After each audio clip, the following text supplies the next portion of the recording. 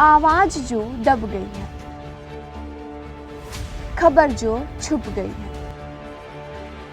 कोयलांचल की हर खबर पे तेज नजर, कोयलांचल लाइव पे। नमस्कार, आप देख रहे हैं कोयलांचल लाइव।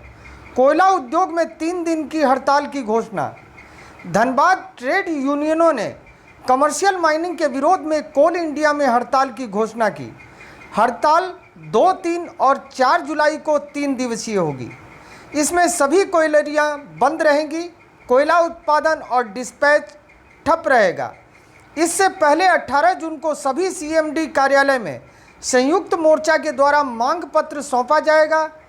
हड़ताल में 5 मान्यता प्राप्त राष्ट्रीय ट्रेड यूनियन इंटक, एटक, बीएमएस, सीटू और एचएमएस शामिल रहेंगे। ट्रेड यूनियनों की संयुक्त मोर्चा के बैनर तले धनबाद के विश्वकर्मा भवन में प्रेस वार्ता कर आज इस बात की जानकारी दी गई।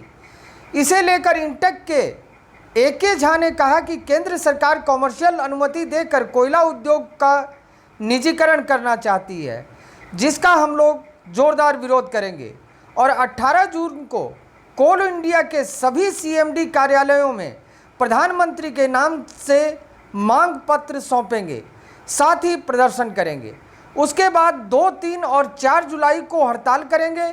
इसके बाद भी कमर्शियल माइनिंग के फैसले को वापस नहीं लिया गया तो लंबी लड़ाई लड़ी जाएगी। वहीं पूर्व मंत्री और इंटक नेता मन्नान मलिक ने कहा कि कोयला उद्योग को साजिश के तहत केंद्र सरकार निजीकरण कर रही है, जिसका मजदूरों पर सीधा सीधा असर पड़ेगा।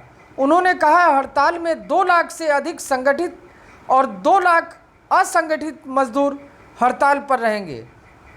इसमें जो नुकसान होगा उसकी जवाबदेही प्रधानमंत्री नरेंद्र मोदी की होगी।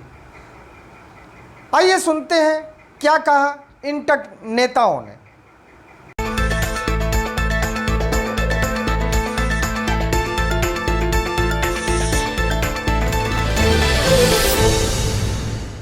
इस वक्त कोल वर्करों की हालत बहुत ही खराब है, लेकिन आज जो स्थिति है आउटसोर्सिंग बने हुआ, आउटसोर्सिंग में पैसा नहीं मिल रहा और उसके बाद ये है मजदूरों को छटनी होने के बाद भी आज मजदूर करीब करीब यहाँ जो है बीसीसीएल में हमको लगता है 40 से ले 45 साल और आधे मजदूर तो ऐसे हैं कि जो मतलब कि बैठे बैठे जो है पैसा दे रहे हैं, उनको कोई काम नहीं मिल रहा।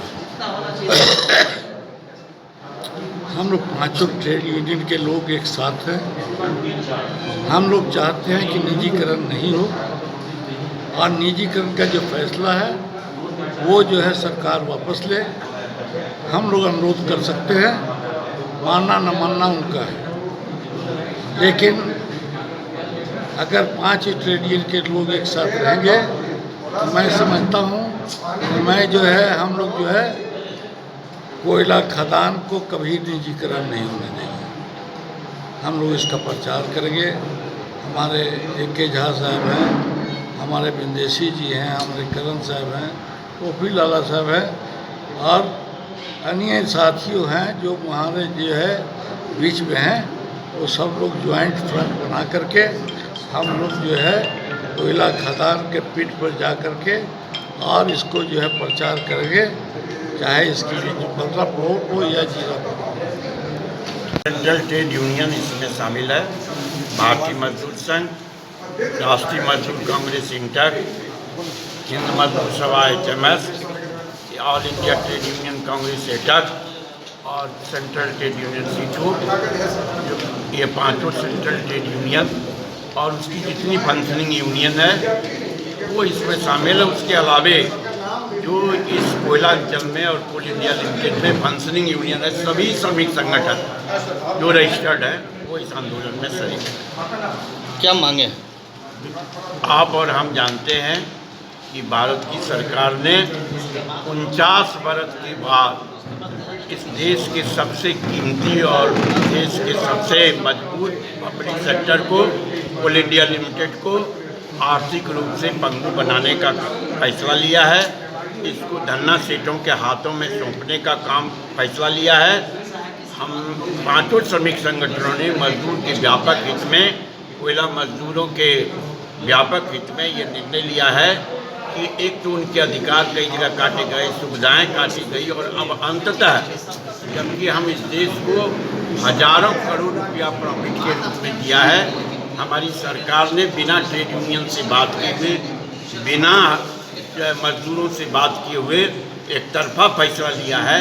हमारे सामने कोई विकल्प नहीं बचा है कि हम अपनी ताकत पर, लोकतांत्रिक शक्ति के बल पर अपने झंडे को ऊंचा रखें, अपनी आवाज़ को बुलंद करें, मजदूरों के हौसले को बुलंद करें और मजदूरों को बंधुआ मजदूर ना होने दें। और इस लड़ाई से, शांतिपूर्ण लड़ाई से, हम भारत की सरकार को अपने निर्णय से वापस करने का काम करें।